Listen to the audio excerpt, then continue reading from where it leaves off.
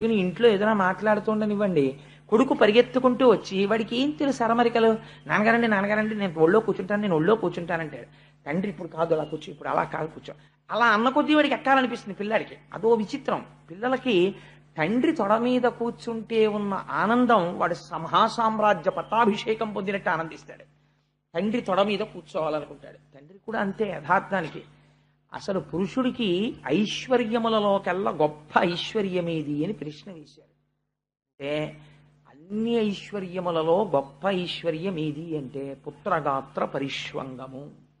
తన కొడుకుని తాను గాఢముగా కౌగలించుకోవడమే పెద్ద ఐశ్వర్యం. ఎందుకంటే తానే కొడుకుగా ఉన్నాడు ఎదురుగుండా, అందుకని తనను తాను కౌగలించుకోవడం కుదరదు. తన కొడుకుని కౌగలించుకోవడం అంటే ఏమంటే కుమార్తె కూడా అలాగే పుట్టింది కదా అని మీరు అడగచ్చు. కానీ శాస్త్రం కన్న కూతురైనా సరే 5 సంవత్సరములు దాటిన తరువాత కూతురు నిద్రపోతుంటే తండ్రి ఆ గదిలోకి వెళ్ళడానికి నిషిద్ధం. తండ్రితో కలిసి కూతురు ఏకశయ్యందు నిద్రించడం నిషిద్ధం. ఒక మర్యాద పెట్టింది సమాజమునందు, ఆ గౌరవం నిలబడ్డం కోసమని అంత గౌరవాన్ని నిక్షేపించింది. తండ్రికి కూతురు మీద మిక్కుటమైన ముద్దొస్తే కొడుకునైనా సరే ఎక్కడ పడితే అక్కడ ముద్దు పెట్టడానికి వీల్లేదు, ధర్మశాస్త్రం అంగీకరించదు. మూర్ధన్య స్థానమునందు చిన్నతనంలో వేరు, 5 ఏళ్లు దాటితే బిడ్డడి యొక్క తల పట్టుకుని ఉంచి, ఒకవేళ వాడు మనకన్నా పొడుగైపోతే వాడి తలకాయ పట్టుకుని ఉంచి వాడి యొక్క మూర్ధన్య స్థానమునందు పాపట యందు తండ్రి ముద్దు పెట్టుకుంటే వాళ్ళకి ఆయుర్దాయం వృద్ధిలోకి వస్తుంది, వాళ్ళు ఇంకా వృద్ధిలోకి వస్తారు. తప్ప ఎక్కడ పడితే అక్కడ ముద్దు పెట్టడాన్ని శాస్త్రమునందు నిషేధించింది. అందుచేత తండ్రి కొడుకు మీద, తండ్రి యొక్క తొడ మీద కూర్చునున్నాడు ఉత్తముడు, సురుచి కొడుకు. పాపం సునీతి కొడుకు పరుగు పరుగున వచ్చాడు. ఆయన ధ్రువుడు, ఆయనకి కూడా కోరిక కలిగింది నాన్నగారి తొడ మీద కూర్చోవాలి. వచ్చి నాన్నగారు నాన్నగారు నేను కూడా కూర్చుంటాను నాన్నగారు అన్నాడు. తండ్రి ఎక్కించుకోలేదు తొడ మీద. ఎందుకు ఎక్కించుకోలేదు? కొడుకు మీద ప్రేమ లేక కాదు, మీరు అది గమనించాలి. కొడుకు మీద ప్రేమ ఉంది, ఎందుకనంటే తన కొడుకే. కొడుకుల యందు భేదం ఉండదు, భార్యల యందు భేదం ఉండొచ్చు శాస్త్రంలో, అదో గమ్మత్తు. ఎందుకంటే రెండూ తన తేజస్సులే. అందుకని ఆ కొడుకు యందు ప్రేమ ఉంది, కానీ ఆ కొడుకుని ఎందుకు ఎక్కించుకోడు? సురుచి పక్కనుంది. నా కొడుక్కి సునీతి కొడుక్కి ఇద్దరినీ తొడ మీద కూర్చునే స్థానమా అంటుంది. అందుకని ఆవిడ ఉండగా కూర్చోపెట్టుకోలేడు, అందుకని ఎక్కించుకోవడానికి ఇష్టపడలేదు. కానీ జవాబు చెప్పలేదు. ఎందుకు ఎక్కించుకోడు, ఎందుకు కూర్చోపెట్టుకోడు, తన కొడుకే కదా అన్నదానికి జవాబు చెప్పలేదు. వీల్లేదని తోసేసి సురుచి వంక చూస్తున్నాడు. ఆవిడేమన్నా అనుకుంటుందేమో, ఒకవేళ సురుచి ఆ రోజున ఏమయ్యా పోన్లే ఏం పోయింది, పిల్లాడే కదా నీ కొడుకే కదా కూర్చోబెట్టుకోవాడిని కూడా అందనుకోండి, ఆనాడు తప్పకుండా ఉత్తానపాదుడు కూర్చోబెట్టుకుంటాడు. కూర్చోబెట్టుకున్నాడు అనుకోండి, భాగవతంలో ఈ ఆఖ్యానం లేదు, అయిపోయిందంటే అక్కడితో. ఆయన కూర్చోబెట్టుకోలేదు, సురుచి వంక చూస్తున్నాడు. మన జీవితమే. కానీ ఇక్కడ ఒక గమ్మత్తు జరిగింది. మీ జీవితం మారడానికి ఏదో ఒక సంఘటన ఆది కావాలి. మీరు ఏ సంఘటనని మీరు తీసుకోలేకపోయారు అనుకోండి ఆలంబనంగా, ఎప్పటికీ జీవితం మారదు. ఎక్కడో అక్కడ వెనక్కి తిరిగి చూడాలి. వెనక్కి తిరిగి చూస్తే ఆత్మావలోకనం అవుతుంది. మీరు అలా అవలోకనం చెయ్యకుండా కాలంతో పాటు పరిగెడితే దానికి అవలోకనం ఉండదు. కాబట్టి ఇక్కడ సురుచి వంక చూశాడు ఒకసారి. చూస్తే ఆవిడంది ఒక గమ్మత్తైన మాట అంది. ఏమందంటే, తండ్రి తొడనక్క వేడుక తగిలినేని పూని నాగర్భమున నాడు పుట్టక అన్యగర్భమున పుట్ట కోరిన కలది నేడు జనకు తొడ ఎక్కు భాగ్యంబు సవతి కొడక. ఎంత గొప్పగా అడ్రస్ చేసిందో చూడండి. సవతి కొడక అంటే నాతో పాటుగా సవతి అయిన దాని కొడుక, నీకు తండ్రి గారి తొడ మీద కూర్చోవాలని కోరికగా ఉందా? నీకు నిజంగా తండ్రి తొడ మీద కూర్చునే అదృష్టం పొందిన వాడివైతే నా కడుపున పుట్టుండేవాడి. నీ అమ్మ కడుపున ఎందుకు పుడతావు? ఆ అమ్మ కడుపున పుట్టిన వాడికి ఈయన తొడ ఎక్కే అదృష్టం ఎక్కడుంటుంది? నా కడుపున పుట్టుంటే ఆయన తొడ ఎక్కే అదృష్టం ఉండుండేది. ఇది ఎంత హేయమైన మాట మీరు ఆలోచించండి. క్షేత్రములు రెండూ సమానం, బీజములు రెండూ సమానం. కానీ కేవలము ఆభిజాత్యముతో ఈ మాట అంటోంది. ఇప్పుడు ఎవరిని నింద చేసింది ఆవిడ ధ్రువుణ్ణి నింద చేయలేదు. సవతి కొడక అని పిలవడంలో తన సవతిని చిన్నబుచ్చుతోంది. ఆవిడ కడుపున పుట్టిన నీకు భార్య అయితే అయిందేమో, ఎప్పుడో ఈయన అనుగ్రహాన్ని పొందితే పొందిందేమో, కానీ ఆవిడ కడుపున పుట్టిన వాడికి ఆయన తొడ ఎలా ఎక్కుతావురా? ఆయన తొడ మీద కూర్చోవాలంటే నా కొడుకు అయి ఉండాలి. అంటే తన ఆభిజాత్యాన్ని ప్రకటించుకుంది సవతితో కలిపి. ఇదే సురుచి అంటే. ఎంత అహంకారం చూడండి. అసలు అలా ఒక 5 సంవత్సరముల పిల్లవాడు తండ్రి తొడ మీద కూర్చునేటప్పుడు ఇంత కఠినంగా మాట్లాడవలసిన అవసరం ఉన్నదా? మీరు సురుచికి సునీతికి ఎంత తేడా ఉంటుందో ధ్రువోపాఖ్యానంలో కనిపెట్టాలి. ఒక్కొక్క ఇంట్లో ఒక్కొక్క స్త్రీ మాట మాట్లాడుతుంటుంది. మీరు ఆ మాటని బట్టి ఆవిడ సురుచియో సునీతియో మీరు కనిపెట్టేయచ్చు. ఆవిడ సురుచి అనుకోండి, ఆయన నాశనం అయిపోయాడని గుర్తు. ఆవిడ సునీతి అనుకోండి, ఆయన అదృష్టం పండిపోయిందని గుర్తు. ఎందుకో తెలుసా అండి, ఆ దేవి భాగవతంలో వ్యాసుడు ఒక తీర్పు చెప్తాడు. అందులో అంటాడు ఆయన, కుపుత్రేణన్ వయో నష్టం. ఒక దుర్మార్గుడైనటువంటి కొడుకు కలిగాడు అనుకోండి, వాడి వల్ల వంశం అంతా నశించిపోతుంది. కుభోజనేన దివస. ఒకరోజు భోజనం తప్పు భోజనం చేశారనుకోండి. తప్పు భోజనం అంటే ఏమిటో తెలుసా అండి, శాస్త్రమునందు ఏ పదార్థం పడితే ఆ పదార్థం ఎలాంటి చోట పడితే అలాంటి చోట తినకూడదు. అన్నిటికన్నా పెద్ద పీట వేసి తినవలసిన భోజనం ఏమిటో తెలుసా అండి, భగవన్ నివేదన చేసినటువంటి ప్రసాదము. అది తాను భక్తుడైతే తన ఇంట దొరుకుతుంది, తాను నైవేద్యం పెట్టుకు తింటాడు. రెండవది, ప్రయత్నపూర్వకంగా తాను వెళ్ళి తినవలసింది ఏమిటో తెలుసా అండి, ఎవరైనా పిలిస్తే రమ్మనమని తాను కాదనకుండా వెళ్ళి తినాలి. భాగవత శేషం. మహాభాగవతులై జ్ఞానులై పరమహంసలై నిరంతరము భగవంతుని యొక్క పాదముల యందు తిరుగాడేటటువంటి వారు ఏ ఇంటికైనా వచ్చి పదార్థములు తీసుకుని వెళ్ళిపోతే వారికి పలహారం పెట్టి పంపకూడదు, వారితో వచ్చిన వారికి కూడా పెట్టాలి. ఎందుకో తెలుసా అండి, వారు తిన్నప్పుడు ఆ రాశి యందు మిగిలినది భాగవత శేషమవుతుంది. వారు తినగా మిగిలిన ఉచ్చిష్టము కింద లెక్క అది ఆ రోజున. అది ఆ రోజున మనం కూడా వెళ్ళి తిన్నాం అనుకోండి, ఆ భాగవతోచ్చిష్టము తినడం చేత మన మనస్సుని సంస్కరించేస్తుంది, అది భగవంతుడి వైపుకు తిప్పుతుంది. ఎందుకంటే వారు తినగా మిగిలిన పదార్థం అది. అందుకని అలాంటిది తినమని శాస్త్రం చెప్తోంది. అందుకని భాగవత శేషానికి ఎవరైనా పిలిచారనుకోండి, వారు నిజంగా భాగవతులైతే మీరు ప్రయత్నపూర్వకంగా అమ్మ తప్పకుండా వస్తానని వెళ్ళి తినాలి భాగవత శేషాన్ని. పెట్టేవారికి కూడా మర్యాద ఉండాలి. వారు వచ్చింది భాగవత శేషం కోసం వచ్చారు అన్న మర్యాదతో పెట్టాలి తప్ప చూసి చూడకుండా అలక్ష్యంతో విస్తరియందు వడ్డన జరిగి ఉండి ఉండకూడదు. సరే, అది వేరే విషయం.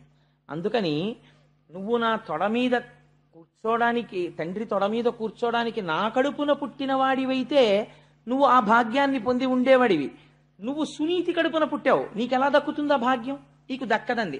అంటే ఇప్పుడు ఆవిడ పౌరుషం ఎవరి వైపుకు వెళ్ళింది? ఎవరిని కించపరిచి మాట్లాడుతోంది? తన సవతిని కించపరిచి మాట్లాడుతోంది. అది ఒక 5 సంవత్సరముల పిల్లవాడి దగ్గర మాట్లాడవలసిన మాట కాదు. ఇది పిల్లవాడికి అర్థం అవుతుందా పోని? అయ్యో ఏంటి మా అమ్మ కడుపున పుట్టడం వల్ల నేను తొడెక్కకూడదంటుంది ఏమిటి అని వాడు ఆశ్చర్యంగా, వాడికి కారణం అర్థం కాలేదు. 5 సంవత్సరముల పిల్లవాడికి ఈ కారణం అర్థం కాక అయోమయంగా ఆవిడ వంక చూశాడు. నీ కడుపున పుట్టడం అమ్మ కడుపున పుట్టడానికి ఎవరికైనా వాళ్ళ అమ్మ కడుపు వాళ్ళకి గొప్ప. మీరు ఇంకొకటి ఆలోచించండి, నేను ఒక తల్లి కడుపున జన్మించాను, నువ్వు ఆ తల్లి కడుపున జన్మించి ఉండకుండా ఉండవలసినది అన్నారనుకోండి, అది నా ప్రమేయమా, నా ఎన్నిక? ఈశ్వరుడైతే అలా పుడతాడు. అయినా నేను ఏ కడుపున పుట్టినా నా యొక్క నడువడి చేత ఆ కడుపు ధన్యం అవ్వాలి. అందుకే ఒక మహాపురుషుడు కనపడ్డాడు అనుకోండి, ఒక ఆయన పరమ భాగవతోత్తముడో లేకపోతే దేశసేవ చేసిన వాడో సత్పుత్రుడో అనుకోండి, వెంటనే ఎవరిని స్మరిస్తారంటే తండ్రిని స్మరించరు. ముందు ఏ తల్లి కన్న కొడుకో, మహానుభావ మిమ్మల్ని ఏ అమ్మ కందోనండి అంటారు. తన వల్ల అమ్మ కడుపు పండుతోందా, లేకపోతే అమ్మ కడుపు ఫలానా అమ్మ కడుపున పుట్టడం వల్ల తను గొప్పవాడవుతాడా? అసలు ఆ మాట తప్పు. సురుచి చెప్పిన మాట తప్పు. కాబట్టి సురుచి చెప్పేవన్నీ అలాగే ఉంటాయి మాటలు.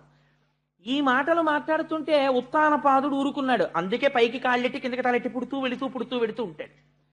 ఇలా సురుచికి లొంగినవాడు కాబట్టి ఎంత ధర్మాన్ని ప్రతిపాదన చేసేస్తున్నాడో చూడండి వ్యాసుడు. పైకొక్క సీసపద్యం, లోపల ఇన్ని రహస్యాలు. అందుకని ద్వారశనాడు విని దగ్ధమైపోతుందన్నారు అజ్ఞానం. కాబట్టి ఏమైంది, అటువంటి మాట సురుచి మాట్లాడుతుంటే వింటుంటే అర్థం కాక పిల్లవాడ ఆవిడ వంక చూశాడు. చూస్తే సురుచంది వీడికి అర్థం కాలేదని, నా కడుపున పుట్టడం అంటే మళ్ళీ టంగుని ఏదో నా కడుపులో దూరి మళ్ళీ బయటికి రావడం కుదురుతుందా? నా కడుపున పుట్టడం అంటే మాటలు అనుకున్నావా? నా కడుపున పుట్టడం అంటే దానికి ఎంత అదృష్టం ఉండాలో తెలుసా అని ఒక సిద్ధాంతం చేసేసింది తనకి తానే. ఇది అలా సిద్ధాంతం చేయడానికి తనకి యోగ్యత పాత్రత నిజంగా ఉన్నాయనుకోండి, తను మహాజ్ఞాని అనుకోండి, తాను మహాపురుషుడు అనుకోండి, ముందుండేది ఏమిటో తెలుసా అండి? అపారమైన లజ్జ ఉంటుంది, చాలా సిగ్గుగా ఉంటుంది. తనకి ఎవరో బ్రహ్మరథం పడుతున్నారు అనుకోండి, చాలా సిగ్గుపడిపోతాడు. ఎందుకంటే బాబు ఇవన్నీ నాకు అంటాడు. తత్వవిధానంద సరస్వతి మహారాజును చూడండి, మీరు ఏమైనా కొంచెం ఎక్కువ గౌరవం చేసే ప్రయత్నం చేశారనుకోండి, ఆయన సిగ్గుపడిపోతారు. అయ్యయ్యో ఎందుకంటే బాబు నాకు అవన్నీ అంటారు. గట్టిగా పువ్వులు తీసుకెళ్లి మీరు ఆయన పాదాల మీద వేస్తే ఆయన అంగీకరించరు. ఎందుకంటే అవన్నీ అలా చేయకండి అంటారు. మీరు ఇంకో 4 పూలదండలు వేస్తే ఆయన అంగీకరించరు. ఎందుకంటే అవన్నీ అలా వేసేస్తారు, అనవసరం అన్ని పూలదండలు అంటారు. 2 మాటలు ఎక్కువ పొగిడారనుకోండి, చాలా సరళంగా అవన్నీ కాలగతిలో వెళ్ళిపోయేవండి, అవన్నీ ఏంటి అంటారు. అసలు జ్ఞాపకంలోకి తెచ్చుకోరు. వాళ్ళు లజ్జతో ఉంటారు. ఎందుకనంటే ఆ మాటలు వాళ్ళని శూలం పెట్టి పొడిచినట్టు ఉంటాయి. ఎందుకురా బాబు ఈ పొగట్టాలని నాకు అన్నట్టుగా ఉంటారు వాళ్ళు. అందుకని ఆ సిగ్గుతో కూడినటువంటి స్థితి ఈశ్వరానుగ్రహం. భక్తి ఉన్న వాళ్ళకి మాత్రమే అబ్బుతుంది. భక్తి లేకుండా రాజసమైన స్థితిలో ఉన్నవాడికి పొగుడుతుంటే చాలా సంతోషంగా ఉంటుంది. అయితే ఒకటి, అది ఒకనాటికి సాత్విక భక్తి కింద పరిణమించవచ్చు. నిజంగా ఆయన చాలా మంచి పనులు చేసినవాడు అనుకోండి, ఒకవేళ ఇవాళ పొగిడితే సంతోషించవచ్చు. కానీ ఆ భక్తి ఒకనాడు ఆయన్ని ఉద్ధరిస్తుంది, ఆయన్ని మంచి స్థితికి తీసుకెళ్తుంది, రాజసంలోంచి తామసంలోకి తీసుకెళ్తుంది. నిష్కారణ పొగుడుకోకూడదు. అందులో తనని తాను పొగుడుకున్నాడు అనుకోండి, వెంటనే తాను చచ్చిపోయినట్టే, ఆత్మహత్య చేసేసుకున్నట్టు. కాబట్టి ఇప్పుడు ప్రాయశ్చిత్తం చేసుకోవాల్సి ఉంటుంది. సురుచి ఎలా మాట, సురుచితో బాగా సంగం ఉన్నవాడికి ఉండే అలవాటు ఏమిటో తెలుసా అండి? తనని పొగుడుకోవడం, ఎదుటి వాళ్ళలో దోషం పడుతుండడం. ఎప్పుడు ఎదుటి వాళ్ళలో దోషం పడుతుంటాడు, తనని పొగుడుకుంటుంటాడు. అంటే ఆయన సురుచిని భార్యగా పొంది ఉన్నాడు, లొంగి ఉన్నాడని పసిగట్టవచ్చు. కాబట్టి నువ్వు ఎక్కువ మాట్లాడక్కర్లేదు. నీకు లోకం యొక్క పోకడని ఒక వృత్తాంతంలో తేల్చేస్తాడండి వ్యాసుడు. ఆయన సమర్థత అటువంటిది అని ఆవిడంది. నిజంగా నీకు ఆ నాన్నగారి తొడ మీద కూర్చోవాలని కోరిక ఉంటే నా కడుపున పుట్టి ఉండవలసింది. నా కడుపున పుట్టలేకపోయావు కదా, నా కడుపున పుట్టలేకపోయిన వాడు ఇప్పుడు మళ్ళీ తండ్రి తొడ మీద కూర్చోవాలంటే ఏ పని చేయాల్సి ఉంటుందో తెలుసా? అదిగానా నీ వదోక్షు పాద పద్మములాశ్రయింపు పాయక హరినా యుదరమున పుట్టనిచ్చును వదలక ఎట్లైన ముదము వడసెదవనగా. మళ్ళీ నువ్వు నా కడుపులోంచి బయటికొచ్చి మీ తండ్రి తొడ మీద కూర్చోవాలంటే, నా కడుపున పుట్టేటంతటి అర్హత నువ్వు పొందాలంటే ఏం చెయ్యాలో తెలుసా? అదోక్షజుడు అంటే ఇంద్రియములకు లొంగని వాడున్నాడే, అటువంటి మహానుభావుడైనటువంటి శ్రీ మహావిష్ణువు యొక్క పాదారవింద సంసేవనం చేస్తే, ఆయన అనుగ్రహిస్తే, ఆయన అనుగ్రహించాడని గుర్తేమిటో తెలుసా? శ్రీమన్నారాయణ అనుగ్రహము కలిగితే నువ్వు నా కడుపున పుడతావు. అల్లా పుట్టాడు రా ఉత్తముడు, అందుకని తండ్రి తొడ మీద కూర్చున్నాడు. శ్రీమన్నారాయణ అనుగ్రహము నీ యందు లేదు, అందుకని నువ్వు ఎక్కడ పుట్టావు? సునీతి యందు పుట్టావు. అసలు నిజంగా అనుగ్రహం ఉంది కాబట్టి సునీతి యందు పుట్టాడు. అనుగ్రహం లేదు కాబట్టి ఉత్తముడు సురుచి యందు పుట్టాడు. ఆవిడేం చెప్తోంది? తిరగేసి చెప్తోంది. ఇది ఎవరి మాటలో తెలుసా అండి? మొత్తం సుందరకాండని తీసుకొచ్చారు ఈ తేటగీతి పద్యంలోకి. ఎవరు మాట్లాడతారు ఈ మాటలో? విహర రమస్వ భుంచ్వ భోగాన్ ధన నిచయం ప్రతిశామి మిదినించ మైలలలనే యథాసుకత్వం తైచ సమేత్త లలంతు బాంధవాస్తే. రావణుడు మాట్లాడతాడు సుందరకాండలో. ఎందుకు ఈ తపస్సు, ఎందుకు ఈ ఒంటి జడ, ఎందుకు ఈ ఉపవాసాలు, హాయిగా రమించు, భోగించు, నీకు కావలసినంత డబ్బిస్తాను అని ఈశ్వరుడి వైపుకి తిరుగుతున్నటువంటి మనస్సుని భౌతికమైనటువంటి సుఖము వైపుకి తిప్పుతాడు. పైగా ఇది ఎంత అదృష్టం ఉంటే సుఖపడగలమండి. ఒక విచిత్రమైన వేదాంతం చెప్తాడు. ఇంటిలో ఐశ్వర్యం ఉండి ఏకాదశి నాడు ఉపవాసం చేశాడు. ఎందుకు చేశాడు? భగవంతుడి కోసం. వేరొకడు అంటాడు, ఏంటండి ఇవన్నీ పిచ్చి, ఈశ్వరుడు ఎందుకు ఇచ్చాడు? తినడానికి ఇచ్చాడు, అంతేగాని అవన్నీ పెట్టుకుని ఉపవాసం చేయమనే, ఎందుకంటే ఇదంతాను అంటాడంటే ఇది రావణ ప్రలాపన. కాబట్టి అది వాడు ఏకాదశి వ్రతం చేస్తున్నాడు కాబట్టి వాడు ఉపవాసం ఉన్నాడు అని తెలుసుకోడు, ఒక నింద కూడా చేస్తాడు. అదే రావణుడు చేస్తాడు. అదే సురుచి మాట్లాడుతుంది. ఎలా మాట్లాడుతుందో చూడండి.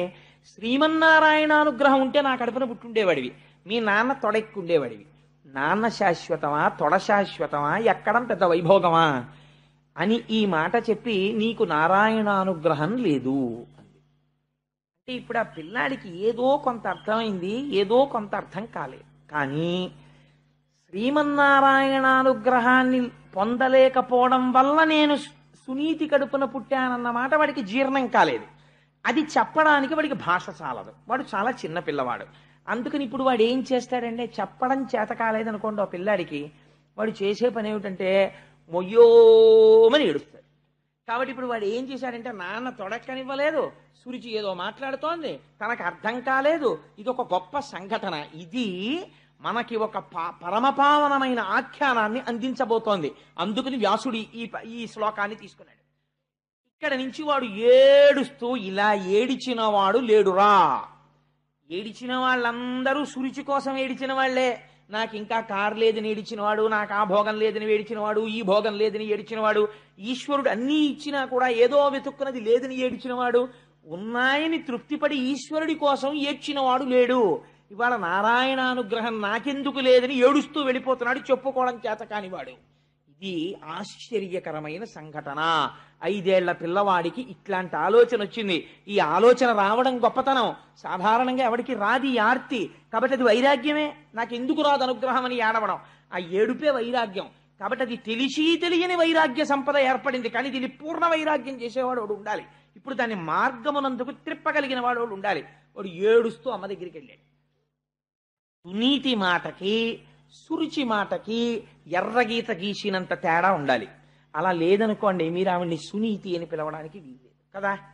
అందుకని వాడు ఏడుస్తూ అమ్మ దగ్గరికి వెళ్ళాడు. ఎందుకురా ఏడుస్తున్నావు అని అడిగింది అమ్మ. అమ్మ ఏమడుగుతుందండి?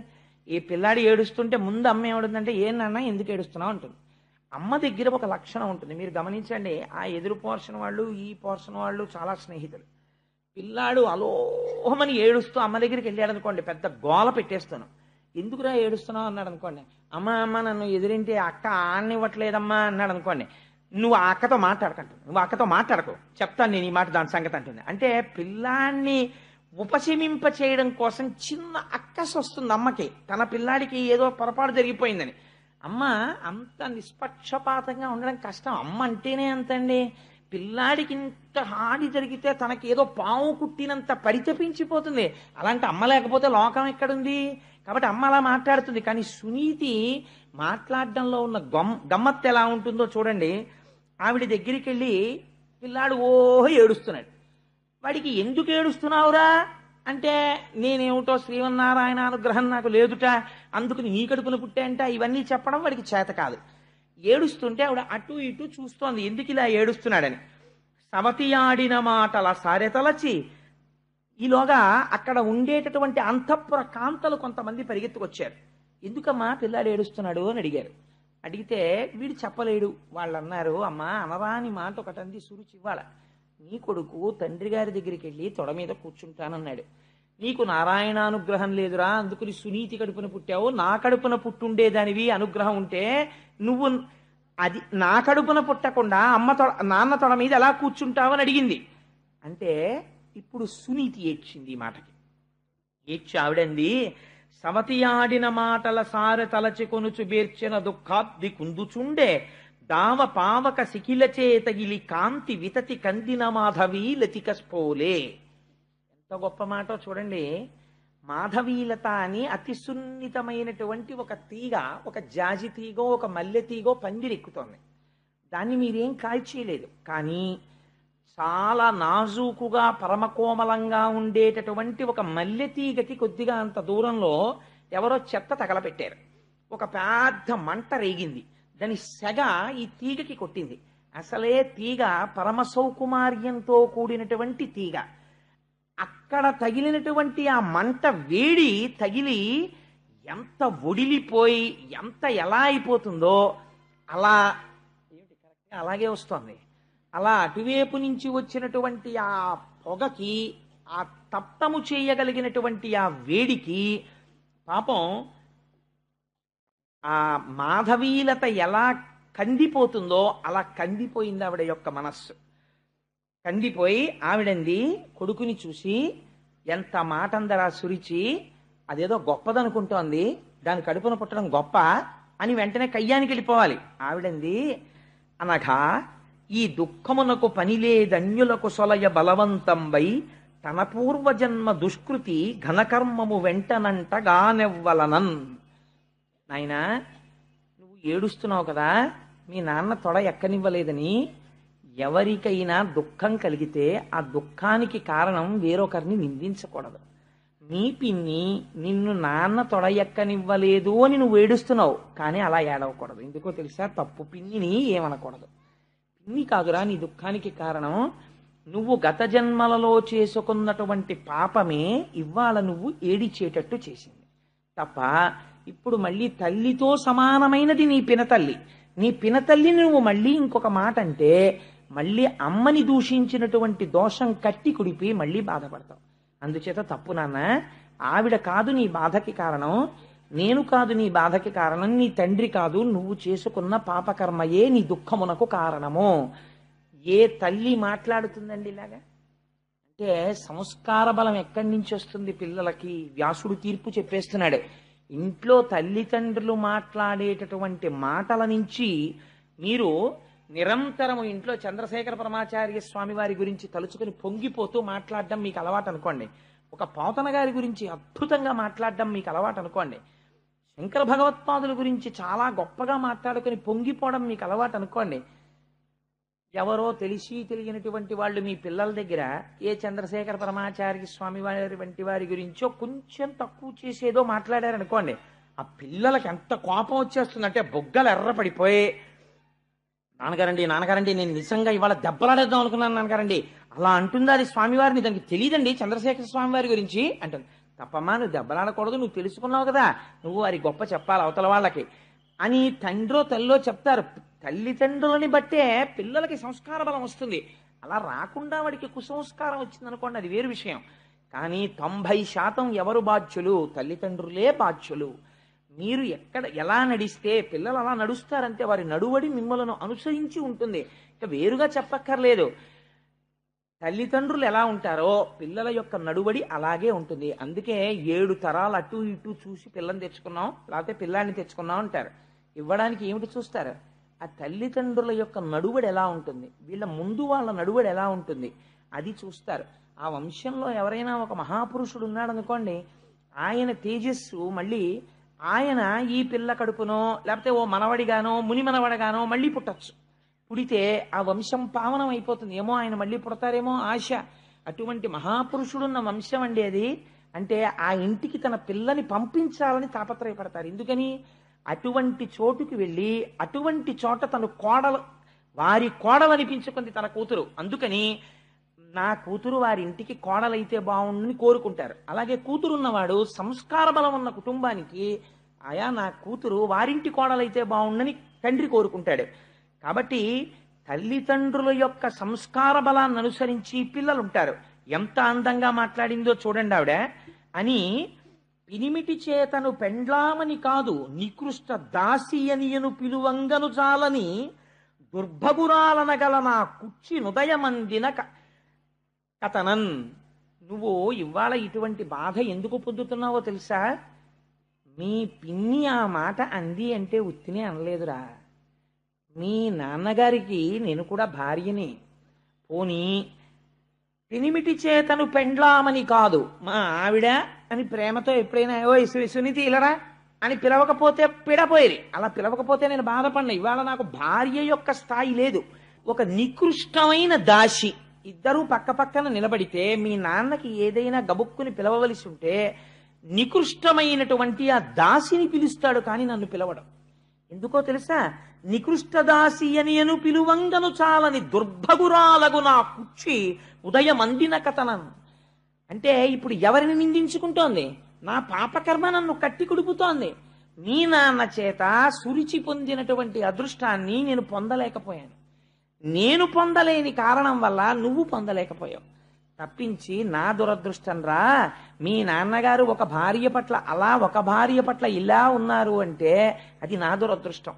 నా దురదృష్టం నిన్ను కూడా వెంటాడుతోంది నా కడుపున పుట్టడం వల్ల తప్ప ఆవిడ ఒక్కరిని ఒక్క మాట అనలేదు.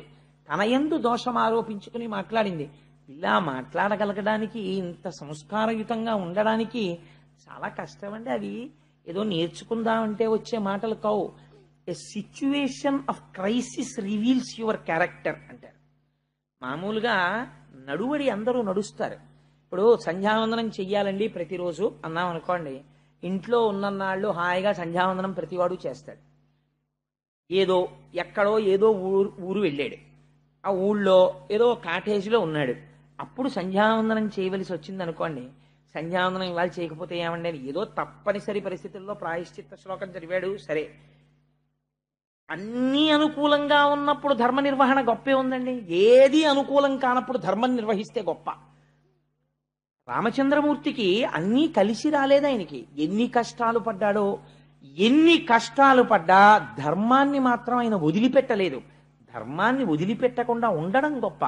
అందుకని నీ శీలము పైకి ఎప్పుడు వస్తుంది అంటే, ఒక ఉద్విగ్నమైనటువంటి సంఘటన జరిగినప్పుడు ఎవరి శీలం ఏమిటో పైకి వచ్చేస్తుంది. అప్పుడు మీరు మాట్లాడే మాటలని బట్టి, ఒక సంఘటన యందు మీ ప్రవర్తనని బట్టి, మీరు భక్తులో, మీకు శాస్త్ర ప్రావీణ్యం ఉన్నదో, మీరు నేర్చుకున్నది మీరు నడువడిలో పెట్టినవారో కాదో తేల్చేస్తుంది, బయట పెట్టేస్తుంది ఆ సంఘటన. ఇప్పుడు ఈ సంఘటన ఎంతమందిని బయట పెడుతోందో చూడండి. ఒక్క సంఘటన ఉత్తానపాదుడి బలహీనతని బయటపెట్టింది, సురుచి అహంకారాన్ని బయటపెట్టింది, సునీతి శీలాన్ని బయటపెట్టింది, ధ్రువుడి మనస్సులో ఏర్పడబోతున్నటువంటి ఒక కొత్త కోరికని బయటపెడుతోంది. ఇన్ని విషయములకు ఆధారభూతమైన ఒక సంఘటనని ఎత్తుకుంటున్నాడు వ్యాసుడు.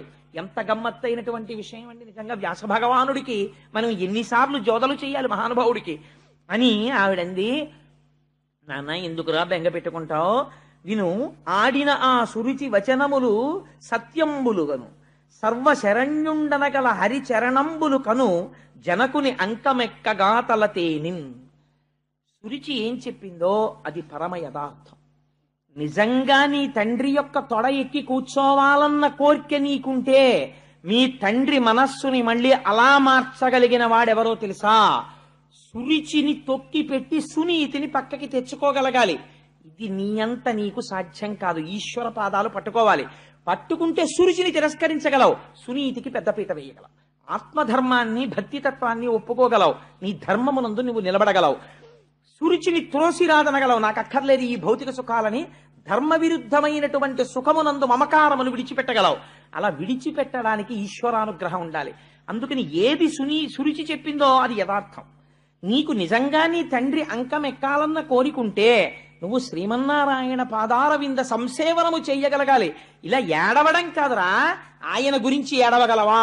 ఏడిచాడు మీ తాత మహానుభావుడు స్వయంభవమనువు.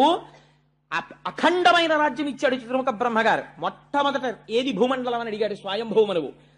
హిరణ్యావత మహానుభావుడు ఆదివరాహమూర్తి అయ్యి వచ్చి యజ్ఞవరాహమూర్తి భూమిని పైకెత్తి మీ తాతకిచ్చాడు స్వయంభవమనువుకి. వరాహావతారం అంటే ఎంత గొప్పదో తెలుసా అండి? ఒక చోట ఒక మాట చెప్తారు. పోతనామాచ్యుల వారు ఆంధ్రీకరిస్తున్నారు భాగవతాన్ని. ఒక రాజుగారు అడిగారు, నాకు ఆ భాగవతాన్ని ఇమ్మని.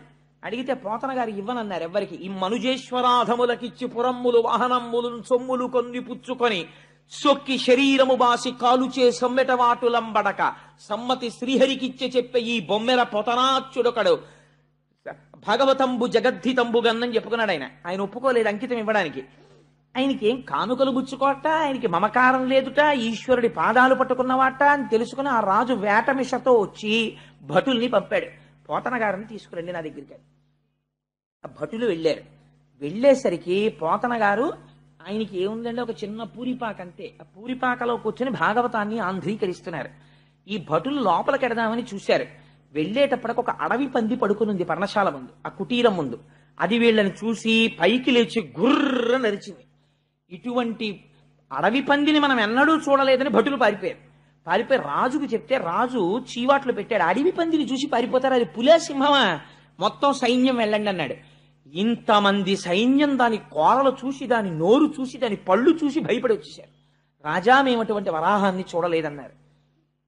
తీరా రాజుగారు వచ్చి చూసి ఆశ్చర్యపోయి పోతన గారి పాదములు పట్టుకుని ప్రణిపాతం చేసి, నాకు బుద్ధొచ్చింది, ఈ కాపు కాస్తున్నది కేవలము వరాహము కాదు, ఈశ్వరాంశ అని తెలుసుకుని పోతన గారి కాళ్ల మీద పడిన తరువాత పోతన గారిని ఇంతసేపు మీ పాక బయట కాపాడినటువంటి వరాహం ఎవరంటే బయటికి వచ్చి చూశారు. అక్కడ ఏమీ లేదు. ఆయనప్పటికీ ఆంధ్రీకరిస్తున్న ఘట్టం ఏమిటో తెలుసా అండి? యజ్ఞవరాహమూర్తి భూమినెత్తుతున్న ఘట్టం. ఆ యజ్ఞవరాహమే పోతన గారి పర్ణశాల ముందు పడుకుంది. ఈశ్వరుణ్ణి నమ్ముకున్న వాడికి నమ్ముకున్నంత ఆయన చూస్తాడు, లోకమేం చూడగలదు వాణ్ణి. అందుచేత మహానుభావుడు మీ తాత స్వయంభవమనువు ఆ నారాయణుడు గురించి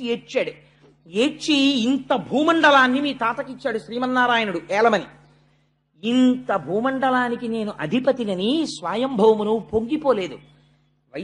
శరీరమునకు వృద్ధాప్యం వచ్చిన తరువాత కొడుక్కి పట్టాభిషేకం చేసి అరణ్యములకు వెళ్ళిపోయాడు. ప్రయత్నపూర్వకముగా విషయ సుఖాల్ని వదిలిపెట్టేశాడు. వదిలిపెట్టి శ్రీమన్నారాయణుడిని గురించి తపస్సు చేసి తరించిపోయి ఆయన యందు లీనమైపోయాడు. ఆయన గురించి ఏడ్చిన వారిని ఆయన అలా తనలో కలుపుకున్నాడు. అడిగిన సుఖములు ఇచ్చాడు. మీ తాతలా నువ్వు ఏడవగలవా? మీ పిన్ని చెప్పింది తప్పు కాదరా, మీ పిన్ని పరమసత్యం చెప్పింది.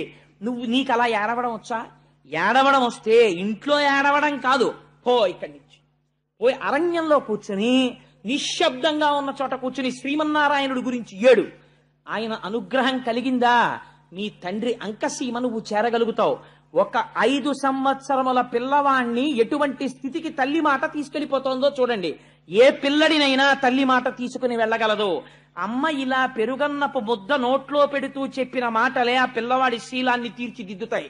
అబ్దుల్ కలాం గారు ప్రిఫేస్ రాసుకుని ఒక మాట అంటాడు, అమ్మా I wait for that day of the final judgement to reach your lotus feet once again. అమ్మా వచ్చి నీ పాద కమలమలయందు చేరిపోయేటటువంటి మహామృత్యువు గురించి నిరీక్షిస్తున్నానన్నాడు మహానుభావుడు.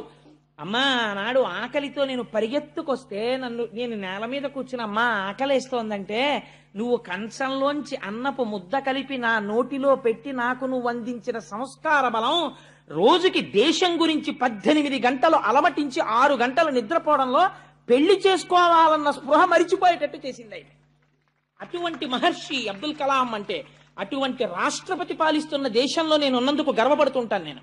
అటువంటి మహాపురుషుడు ఋషి కాడండి కలాం గారు.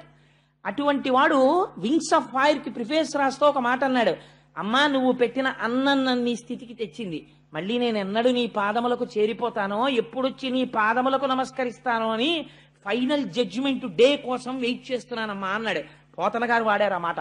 మహామృత్యు కాలంబునన్ అజామిలోపాఖ్యానం విందురు గాని ఎలా ఉంటుందో అసలు ఆ నామం అంటే ఏమిటో విందురు గాని. సరే అది వేరు విషయం. ఎలాగో వచ్చేస్తున్నాయి కదా, పప్పు కూర పచ్చడి అన్ని తర్వాత గరిట్లో అన్ని పట్టుకుని సిద్ధంగా ఉన్నారు. దాని తర్వాత ఒకటి ఎలాగో వడ్డించేస్తారు. సరే అందుచేత ఈ మాట చెప్పింది తల్లి. ఈ మాట చెప్తే తల్లి చెప్పిన మాట పిల్లవాడి తల్లోకి ఎక్కిందంతే. ఈ మాట చెప్పగానే సరే నేను బయలుదేరతానమ్మా, శ్రీమన్నారాయణుడి గురించి నేను తపస్సు చేస్తాను, చేసి ఆ స్వామి అనుగ్రహాన్ని పొందుతాను. పిల్లవాడి తిక్కని దేని కింద మారుస్తోందో చూడండి. ఈ కౌశలం తల్లికి ఉండాలి. తల్లి వాళ్ళ మీద నేరాలు వీళ్ళ మీద నేరాలు పిల్లలకి నేర్పితే సంస్కార బలం రమ్మంటే ఎక్కడి నుంచి వస్తుందండి? తల్లి ముందు గొప్ప గొప్ప సంఘటనలు నేర్చుకుని ఒక పెరుగన్నం పెడుతూ, ఒక మహాత్మా గాంధీ గారి జీవితంలో ఎప్పుడు మారారో ఆయన ఆటోబయోగ్రఫీలోంచి తండ్రి ఆఖరణ నోటి వెంట మాట్లాడలేక మృత్యువులోకి వెళ్ళిపోతున్నప్పుడు కన్నుల వెంట కారిన నీటి బిందువులు గాంధీ గారిని మార్చాయి. ఎంతమంది తల్లిదండ్రులు ఇవ్వాలటువంటి సంఘటనలు పిల్లల్ని కూర్చోపెట్టుకుని చెప్తున్నారు. వాకాటి పాండురంగారావు గారు మహానుభావుడు దిక్సూచి అని వ్యాసాలు రాశాడు. ఆయన నేను ఇప్పటికి మర్చిపోను. అందులో ఆయన ఒక మాట అంటారు, there are only 2 burdens to this nation. The first burden is he who says thanks to his mother and wife. ఈ జాతికి 2 బరువులు.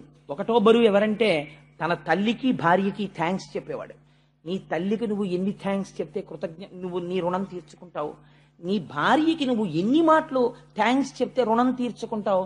నీ తేజస్సుని స్వీకరించిందా? నీ రూపంలో నీ వంశాన్ని పెంచిందా? నువ్వు ధర్మానుష్ఠానమనందుంటే నీకు అన్నం వండి పెట్టిందా? నీ కోసం ఇంటి పేరు వదిలిందా? నీ కోసం గోత్రం వదిలిందా? ఇది చెప్పేవాడు లేడా? రామాయణం అక్కర్లేదా? భాగవతం అక్కర్లేదా? దిక్కుమాలిన సీరియల్స్ అన్ని కావలసి వచ్చాయా? పనికిమాలిన వాళ్ళు రాసినవన్నీ పెద్ద పెద్ద విశేషాలు అయ్యాయా? అవి అవార్డులు రివార్డులా?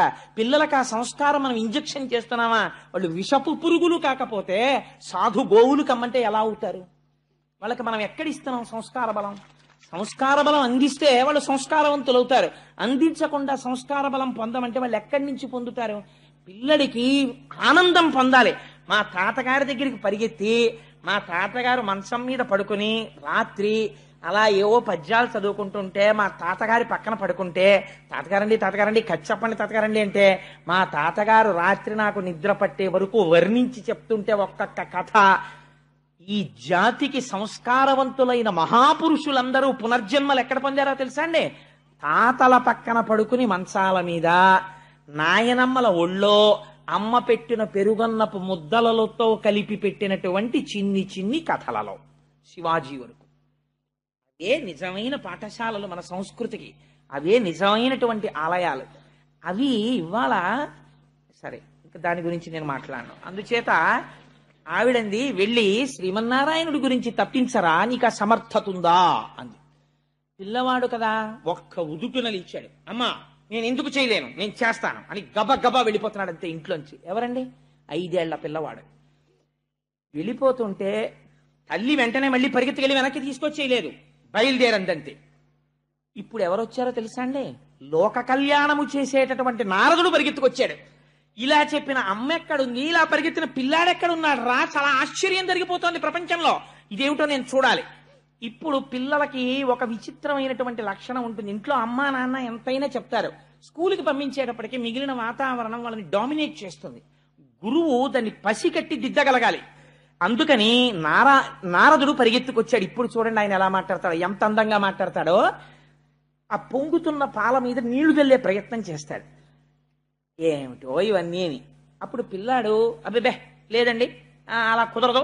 నిజమేనా అండి? అయ్యి బాబాయ్ మీరు మహానుభావుడు, అలా అయితే సరేనండి, నేను ఇంట్లో పోతానులేండి, మా అమ్మ తెలియక పాపని చెప్పింది అన్నాడు అనుకోండి, అయిపోయింది అంతే. మళ్ళీ గురువు దీన్ని తీర్చిదిద్దాలి. నీటిలో 1000 సంవత్సరములు నానిపోయినటువంటి శిల దొరకడం ఒకెత్తు, దాన్ని శిల్పి చెక్కడం ఒకెత్తు. ఇది గురువుల యొక్క అనుగ్రహం అంటే. అందుకొచ్చాడు నారదుడు. ఇప్పుడు ఎలా చెక్కుతున్నాడో చూడండి. ఆయన అన్నాడు, ఒరే నాన్న ఎక్కడికి రా ఇలా పరిగెడుతున్నావు అన్నాడు. ఆ ధ్రువుడు 5 ఏళ్ల వాడు. ఇలా బొగ్గలు అదిరిపోతున్నాయి, కళ్ళు ఎర్ర పడిపోయి ఉన్నాయి, కోపం. అప్పటిదాకా ఏడుచున్నాడు. అన్నం తినేళ్ళరా అని కూడా అనలేదు అమ్మ, గుక్కెడు నీళ్లు తాగరా అనలేదు. వెళ్ళిపోతున్నాడు. ఆ కోపంతో ఒక్కసారి నిలబడ్డాడు. డొక్కలు అదిరిపోతున్నాయి ఆవేశంతో. నేను అడవికి వెళ్ళిపోతున్నాను, నేను నారాయణుడి గురించి తపస్సు చేస్తానన్నాడు. నారదుడు నవ్వి అన్నాడు, దేనికి రానికి నారాయణుడి గురించి తపస్సు అన్నాడు అని తన పరమపావనమైనటువంటి చేతిని ఆ ధ్రువుని యొక్క శిరస్సునందుంచాడు. ఇదే మార్పు. గురువు తనంత తాను సంకల్పించి ఎప్పుడు శిష్యుడి పట్ల అపారమైన వాత్సల్యంతో ఆయన మూర్ధన్య స్థానమునందు చెయ్యి పెడతాడో అప్పుడు గురువులో ఉండేటటువంటి అనుగ్రహము శిష్యుడిలోకి ప్రసరణ జరుగుతుంది. ఈ బుద్ధి నీకు నిలబడుగాక. ఇలా పరిగెత్తిన పిల్లలు లేరు. ఆటల కోసం పరిగెత్తారు, పాటల కోసం పరిగెత్తారు, నారాయణుడి కోసం పరిగెడుతున్నావు. నువ్వు ఒక కొత్త చరిత్రని ఆవిష్కరించాలిరా అని తలపేద చెయ్యి పెట్టాడు. అంతే. ఆయన అన్నాడు, నేను అడవికి ఎందుకు వెళ్తున్నానో తెలుసా? నారాయణుడి కోసం వెళ్తున్నాను. ఏం చేస్తావు నారాయణుడి కనపడితే అన్నాడు. నోటికి తెలిస్తే కదా ఏం కోరాలో. అన్నిటికన్నా చాలా పెద్ద పదవి కోరుతానన్నాడు. పిల్లలు చూడండి, ఒరే మీ నాన్నగారు కలెక్టర్ గారు రా, మీ బాబాయ్ గారు సూపరింటెండెంట్ రా, ఇంకొక ఆయన ప్రొఫెసర్ రా, నువ్వేమవుతావు? వాళ్ళకన్నా పెద్ద పోస్ట్ చేస్తానంటాడు. అంతకన్నా పెద్ద పోస్ట్ ఏమిట్రా? ఏమో నాకు తెలియదు, కానీ నేను ఇంకా పెద్ద చేస్తానంటాడు. అలా ఆ పిల్లాడి మాటలను యథాతథంగా తీసుకొచ్చేసిందండి భాగవతం. ఆయన అన్నాడు, నేను చాలా పెద్ద పదవికి వెళ్ళిపోతానన్నాడు. ఏం పెద్ద పదవికి వెళ్ళిపోతావురా అన్నాడు నారదుడు. ఏమో నన్ను అడక్కండి, ఆయనకి తెలుసు ఏం పెద్ద పదవి ఇవ్వాలో. ముందు నేను ఆయన్ని చూడాలి, ఆయన దగ్గర మాట్లాడాలి. మా అమ్మ చెప్పింది ఆయన ఇవ్వగలడని. మా నాన్న తొడ మీద ఎక్కద్దంది కదా మా పిన్ని, నేను ఇప్పుడు ఆయన గురించి తపస్సు చేస్తాను, ఆయన వస్తారు. వచ్చింది ఇది నమ్మకం. మా ఇంట్లో ఉన్న విగ్రహం అంటే ఎక్కడ కనపడతాడండి? ఈశ్వరుడు ఉన్నాడు, ఎందుకు కనపడాడు అన్నవాడికి కనపడతాడు. కదిలిపోతాడంతే పరమాత్మ, కనపడతాడు. ఆయన వస్తాడు, నేను ఆయన గురించి కూర్చుంటాను, ఆయన గురించి నామని చెప్పుకుంటాను. వస్తాడు. ఏం తెలుసు వీడికి తపస్సు అంటే తెలుసా? స్వాధ్యాయం తెలుసా? ఉపనిషత్తు తెలుసా? ఏం తెలుసు? ఆయన వస్తాడు. వచ్చిన తర్వాత నాకు మా నాన్న తొడ మీదకి ఎక్కనివ్వలేదు కదా, నేను స్వామిని అడుగుతాను, నాకు పెద్ద పదవి కావాలి స్వామి అంటాను. పెద్ద పదవి ఇస్తాడు. అప్పుడు తిరిగి వస్తాను. అప్పుడు మా పిన్ని మా నాన్న వాళ్ళందరూ చూసి, ఒరే ఎంత పెద్ద పదవి పొందావురా అంటారు. మా అమ్మ చూసి, నాన్న నా మాట విన్నావు, ఎంత పెద్ద పదవి పొందావు అంటుంది. అందుకు వెళ్తున్నాను అన్నాడు. అంటే నారదుడు నవ్వి అన్నాడు, అసలు నువ్వు పొందేది ఏమిటో నీకు తెలీదా? పెద్ద పదవి పొందుతావా, అందుకు వెళ్ళిపోతున్నావా? సరేలే కానీ నేను ఒకటి చెప్పనా, ఇలా నారాయణుడి కోసం వెళ్ళిన వాళ్ళు చాలా మంది ఉన్నారు. ఎవరు వెళ్ళారో తెలుసా? ఇంద్రియములను జయించే ప్రయత్నం చేసి వెళ్ళి కూర్చుని తపస్సు చేసి రాత్రింబవళ్ళు బొటనవేలు మీద నిలబడి తపస్సు చేసిన వాళ్ళకి శ్రీమన్నారాయణ దర్శనం అవ్వలేదు. అంతంత కష్టాలు పడ్డ వాళ్ళకి. నువ్వు పిల్లవాడివిరా, నీకు తెలియదు, ఇంకా నీకు తిక్కొచ్చిందంటే దీన్ని తిక్కంటారు. పిల్లవాడివి, నీకు మానవమానాలు ఏమిట్రా? నీకు నేను ఒక పెద్ద సూత్రం చెప్తాను నాన్న, ఆ సూత్రం మనసులో పెట్టుకుంటే నీకు మనస్సునందు కలిగినటువంటి ఖేదము పోతుంది, పోయి నీకు మనస్సు శాంతిగా ఉంటుంది. ఏమిటో చెప్పనా? సుఖము దుఃఖము ఈ రెండూ కూడా మనస్సుకి సంబంధించినవి. మనస్సు ఇష్టపడితే సుఖంలా కనపడుతుంది. ఆయనకి బాగా స్నేహితుడు, ఆయన ఏదైనా పరిహాసం ఆడుతూ మీరు ఎప్పుడు ఇంతేనండి అని ఏమన్నా అన్నాడు అనుకోండి, అంటే చాలా సంతోషంగా ఉంటుంది. ఎందుకంటే మంచి స్నేహితుడు అంటున్నాడు, ఒప్పుకుంటాడు. అదే ఇష్టం లేనివాడు అన్నాడు అనుకోండి, చాలా కోపం వచ్చేస్తుంది. ఎందుకంటే ప్రధానం ఆయన అంటే ఇష్టం లేదు. సుఖ దుఃఖములకు కారణము మనస్సు. కాబట్టి ఇవి రెండు ద్వంద్వములు. ఆ రెండింటినీ సమానంగా తీసుకున్నావనుకో, భగవంతుడి పాదాలు పట్టుకుని నువ్వు వివేక బుద్ధి కలిగిన వాడవు అని పెద్దలు అంటారు. చాలు, అంతకన్నా నీకేం పెద్ద విషయాలు అక్కర్లేదు. ఇప్పుడు నీకు నేను ఒక 3 సూత్రాలు చెప్తాను, బాగా గుర్తుపెట్టుకో. నీకన్నా చాలా గౌరవింపదగిలినటువంటి పెద్దలు కనపడ్డారనుకో, నువ్వు వాళ్ళని గౌరవించి నమస్కరించు, ఆదరించు, సంతోషించు. వారు పెద్దలు కనపడితే, నీకన్నా ఈశ్వర విభూతి ఎక్కువ ఉన్నవాళ్ళు కనపడితే వాళ్ళని చూసి అసూయ పడకెప్పుడు. ఈశ్వర, వాళ్ళు ఎంత తపస్సు చేశారో, నాకన్నా ఎక్కువ విభూతిని వారు పొంది ఉన్నారు అని సంతోషంతో ఆయన విభూతి ఎక్కువ ఉన్నవారిగా చూసి సంతసించి నమస్కరించు. నీతో సమానమైన విభూతి ఉన్నవారైతే మేమిద్దరం సమానంగా పొందామని మిత్రత్వం చెయ్యి. నీకన్నా తక్కువ విభూతి ఉన్నవాళ్ళు కనిపిస్తే, ఈశ్వర వీళ్ళు కూడా పైకి రావాలని కోరుకుని కారుణ్యంతో ప్రవర్తించు. ఈ 3 గుర్తుపెట్టుకున్నావు అనుకో, చక్కగా వృద్ధిలోకి వస్తావు. ఏనన్నా ఇంట్లోకి పోన్నాడు. నిజంగా నారదుడు ఎంత అందంగా మాట్లాడాడో చూడండి. నిరుత్సాహపరిచాడా? నిరుత్సాహపరచలేదు. పోని నిజంగా ఇంట్లోకి వెళ్ళిపోయాడు అనుకోండి, ధ్రువుడు పాడైపోతాడా? పాడైపోడు. గురువు ఎలా మాట్లాడాలో అలా మాట్లాడాడు. మళ్ళీ ఇంకొంచెం సోపానములు ఎక్కించేటట్టే మాట్లాడాడు. కానీ ఇప్పుడు ఆ పిల్లాడు నిలబడిపోయాడు అనుకోండి, ఇప్పుడు నారదుడు ఆశీర్వదించాలి.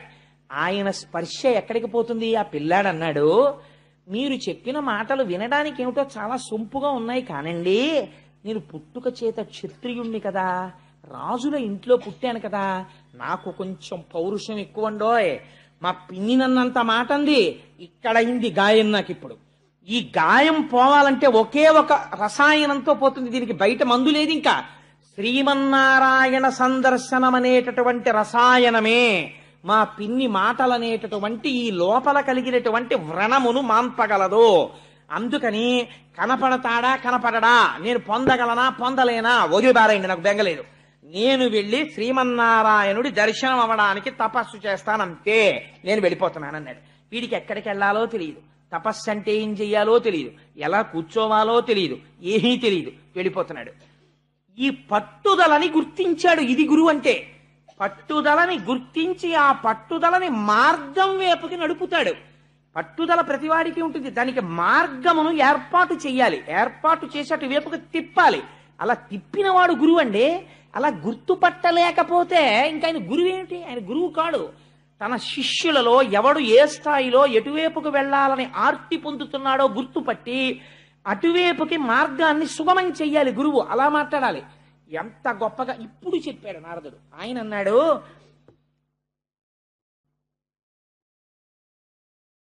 వర యమునా నది తటమున హరి సాన్నిధ్యంబు శుచియు అతి పుణ్యమునై పరగిన మధువనమునకును సరస గుణాచనము మేలు సమకురు ఎచటన్. నాయనా సరసగుణ, నువ్వు చనుము, వెళ్ళు. ఎక్కడికెడతావో తెలుసా? వర యమునా నది తటమున, యమునా నది యొక్క ఒడ్డున హరి సాన్నిధ్యంబు శుచియు, నిరంతరము శ్రీమన్నారాయణుని యొక్క పాద స్పర్శ కలిగినటువంటి ఒక గొప్ప వనమున్నది. ఆ వనమునకు మధువనమని పేరు. అది అతి పుణ్యమైనటువంటి వనము. నువ్వు ఆ వనమునకు వెళ్ళు. వెళ్ళి అక్కడ స్వస్తికాసనమో పద్మాసనమో నీకు ఏ ఆసనం వచ్చో ఆ ఆసనము వేసుకుని కూర్చో. శుచి అయి స్నానం చేసి యమునా నదిలో స్నానం చేసి ఆచమనం చేసి కూర్చో. కూర్చున్న తర్వాత నీ మనస్సుని ముందు నిగ్రహించు. కోపంలో ఉంది కదా, పిన్ని వైపే ఉంటుంది నీ మనస్సు. అలా ఉంటే శ్రీమన్నారాయణ దర్శనం ఎలా అవుతుంది? ఇప్పుడు నీ పిన్ని మీద ఉండకూడదు మనస్సు. నీ కోరిక సాధించాలంటే నీ బుద్ధి యందు ఉన్నటువంటి వ్యగ్రత ఈశ్వరుడి వైపుకి వెళ్ళిపోవాలి. నాకెందుకు కనపడడో బాగా పట్టుపట్టే అంతే మనసులో. చెట్టు పట్ట, చెట్టు పువ్వు లేదా 4 ఆకులు, ప్రధానముగా తులసి, ఏది కనపడితే అది తెచ్చుకో. స్వామివారి యొక్క మూర్తిని ముందు నీటిలో కానీ పవిత్ర ప్రదేశంలో కానీ పెట్టి వీటితో పూజ చెయ్యడం ప్రారంభం చెయ్యి. ఏది దొరికితే అది నివేదన చెయ్యి. అతి మితంగా ఆహారాన్ని తీసుకో. ఎవ్వరితో మాట్లాడకో. ఈశ్వరుడు ఎందే మనస్సు పెట్టు. రాత్రనక పగలనక నువ్వు మరిచిపోవాలి. కన్నులు మూసుకుని ధ్యానం చేస్తుంటే నీ ఇంద్రియాలు వెనక్కి తిరిగిపోవాలి. నీకేది చూడకూడదు. ఇప్పుడు నువ్వు మాట్లాడుతున్నప్పుడు నీ పిన్ని మాట మీదే నీకు ఎలా బుద్ధి నిలబడిపోయిందో అలా నీ బుద్ధి శ్రీమన్నారాయణుడి మీదే నిలబడిపోవాలి. అలా నిలబడిపోవాలంటే నీకు ఆయన ఎలా ఉంటాడో తెలియాలి కదా. నీకు అసలు ఆయన ఎలా ఉంటారో తెలియకుండా నువ్వు ఎవరిని మనసులో చూస్తావు? ఆయన ఎలా ఉంటాడో నేను చెప్తాను. ఎందుకంటే నేను చూసి వస్తుంటాను తరచూ వెళ్ళి. అందుకని ఎలా ఉంటాడో చెప్తాను. నువ్వు విని బాగా మనసులో గుర్తుపెట్టుకుని వెళ్ళు. ఇప్పుడు మార్గం చెప్పేవాడు వాడు దొరికాడు పిల్లాడికి. వాడు చిన్న పిల్లవాడు, మంచి సుక్షేత్రమునందు పడుతోంది విత్తనం. అందుకని వాడు చెప్పండి చెప్పండి ఇలా కళ్ళు తుడిచేసుకుని, చెప్పండి నేను అలాంటి స్వామిని ఇంకా ఆరాధన చేస్తాను, చెప్పండి ఎలా ఉంటాడన్నాడు. నిజంగా నారదుడి మాటలంటే ఎలా ఉంటాయో, గురువు అంటే ఎలా ఉంటాడో, ఎటువంటి భూమికనందున్న వారిని ఉద్ధరిస్తాడో చూడండి. ఆయన అంటాడు, హార కిరీట కేయూర కంకణ ఘనభూషణుడాశ్రిత పోషణుండు, లాలిత కాంచీ కలాప శోభిత కటిమండలుండంచిత కుండలుండు, మహనీయ కౌస్తుభమణి గృణిచారు గ్రైవేయ కుండానందదాయకుండు, సలలిత ఘన శంఖ చక్ర గదాపద్మ హస్తుండు భువన ప్రశస్తుడజుడు, కమ్ర సౌరభ వనమాలికాధరుండు, హత విమోహుండు నవ్య పీతాంబరుండు, లలిత కాంచననూపుర అలంకృతుండు, నిరతిశయ సద్గుణుండు దర్శనీయతముడు. ఎలా ఉంటాడో తెలుసా శ్రీ మహావిష్ణువు? ఆయన అలా నిలబడితే బాగా ముసలివాళ్లాగా చూడకూడదు, బాగా చిన్నవాళ్లాగా చూడకూడదు. మంచి యవ్వనంలో ఉన్నటువంటి వాడు నిలబడినట్టు చూడాలి. చిన్న చిరునవ్వు నవ్వుతున్నట్లు ఉండాలి. కొద్దిగా కనపడనటువంటి దంతపంక్తి కనపడుతుండాలి. మెడలో వనమాల వేసుకుని ఉండాలి. రొద చేస్తున్నటువంటి గండు తుమ్మెదలు ఆ వనమాల అంతా మూగి ఉండాలి. మంచి కిరీటం పెట్టుకుని ఉంటాడు. చెవులకి ఇలా మణికుండలములు పెట్టుకుని ఉంటాడు. వాటి యొక్క కాంతులు బుగ్గల మీద పడుతుంటాయి. చక్కటి కంఠం. ఇలా కుడి చేతిలో చక్రం పట్టుకుంటాడు, ఎడం చేతిలో తెల్లటి శంఖం ఉంటుంది. 2 రాజహంసలు పట్టుకున్నాడా అన్నట్టుంటాడు. ఒక చేతిలో గద పట్టుకుంటాడు. మన గురువాయూరప్ప ఉంటారే అలాగా ఒక చేతిలో గద పట్టుకుంటాడు. ఇవాళ నేను ఆ గుడిలోకి వెళ్ళేటప్పటికి గద బాగా కనపడింది. ఓహో ధ్రువంతే రాజా అని ఆయన మంత్రం చెప్తున్నారు. ఓహో ధ్రువ శబ్దం గద. ఓహో స్వామి నన్ను అనుగ్రహిస్తున్నారనుకున్నాను. ఆ గద పట్టుకుని ఉంటాడు. ఒక చేతిలో పద్మం పట్టుకుని ఉంటాడు. బలిష్టమైనటువంటి తొడలు, పచ్చటి పట్టుపీతాంబరం కట్టుకుని ఉంటాడు. తులసి చేత అర్చింపబడినటువంటి పాదములు కలిగి ఉంటాడు. వెలిగిపోతూ ఉంటాడు. ఎంత అందంగా ఉంటాడో! సన్నటి నడుముతో ఉంటాడు. విశాలమైన వక్షస్థలంతో ఉంటాడు.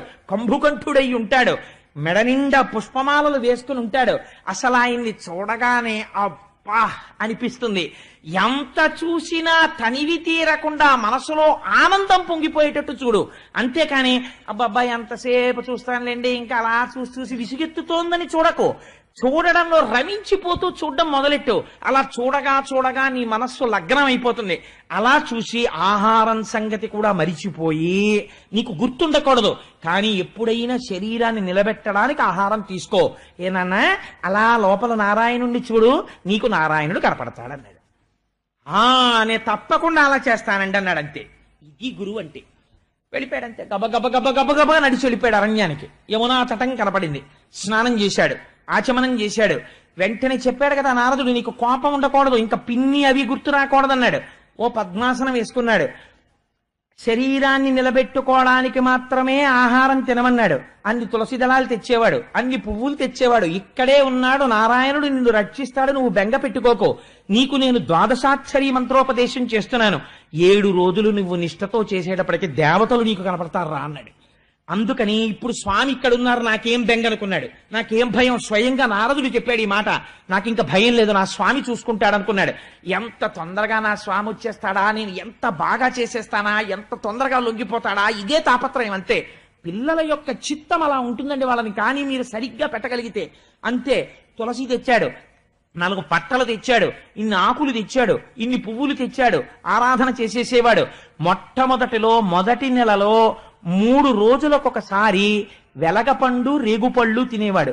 ఆ తర్వాత 6 రాత్రులకొక్కసారి, 2వ నెలలో 6 రాత్రులు పూర్తయిన తర్వాత కొద్దిగా గడ్డి, ఇన్ని ఆకులు తినేవాడు.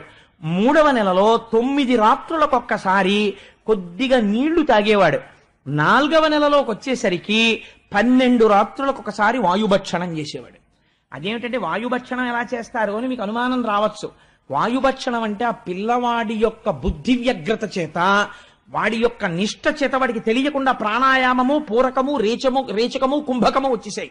వాడొక్కసారి ఊపిరి తీస్తే 12 రోజులు ఆ ఊపిరిని నిలబెట్టేసేవాడు. నిలబెట్టేసి శ్రీమన్నారాయణ దర్శనం చేస్తూ ఉండిపోయేవాడు. అలా కుంభకం చేసి 12 రాత్రులకు ఒక్కసారి విడిచిపెట్టేవాడు.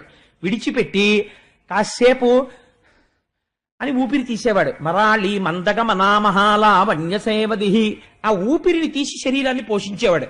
మళ్ళీ అంతే కుంభకం చేసేవాడు. కుంభకం చేసి మళ్ళీ భగవంతుడి గురించి ఆలోచన చేస్తూ 5వ నెల వచ్చేసరికి బొటనవేలు మీద నిలబడేవాడు. ఏదో కొంతకాలం అయిపోయిన తర్వాత బొటనవేలు నెప్పెట్టినట్టు అనిపిస్తే కుడికాలు తీసి యువతల పెట్టి ఎడమకాలి బొటనవేలు మీద నిలబడేవాడు. ఆ స్థితికి వెళ్ళేటప్పటికి 5వ నెల వచ్చేసరికి ఏ స్థితి వచ్చేసిందో తెలుసా అండి? ఈ పిల్లవాడి నిష్టకి కుడికాలి బొటనవేలు తీసి ఇలా పెట్టేటప్పటికి భూమండలం అంతా ఇటు ఒరిగిపోయింది. పిల్లవాడు ఎడమ బొటనవేలు ఇటు పెట్టేటప్పటికి భూమండలం ఇటు వంగిపోయేది. పిల్లలు ఆడుకుంటుంటారే ఏదో ఇలా ఎక్కి ఇలాగా, అలా భూమండలం అటు ఇటు ఒరగడం ప్రారంభమైంది వాడి శక్తి చేత, వాడి తపశ్శక్తికి. వాడిలోంచి తపోధూమములు పైకి లేస్తున్నాయి. వాడికి తెలియదు అది గమ్మత్తు. వాడికి ఒకటే కోరిక. ఏమిటా కోరిక? నారాయణుణ్ణి చూడాలి. ఇలా అపారమైన తపస్సు చేసేస్తున్నాడు.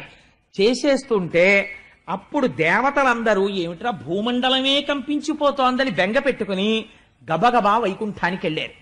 అక్కడ సాకారుడై ఉంటాడు, అంతటా ఉంటాడు పరమాత్మ శ్రీ మహావిష్ణువు.